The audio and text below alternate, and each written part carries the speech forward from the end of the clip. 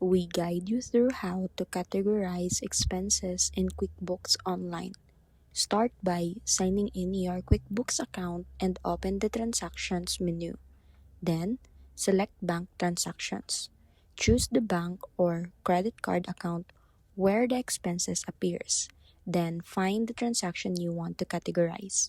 Review the transaction details carefully, including the vendor, amount, and date. Under the category column, select the appropriate expense account such as office supplies, advertising, meals, or travel. If the correct category isn't available, select Add New to create an appropriate account. You can also add a description, assign a customer or project, and mark the expense as billable if needed. Once everything looks correct, click Add to Record and the transaction will be recorded. For multiple similar expenses, use the Batch Actions feature to categorize them faster.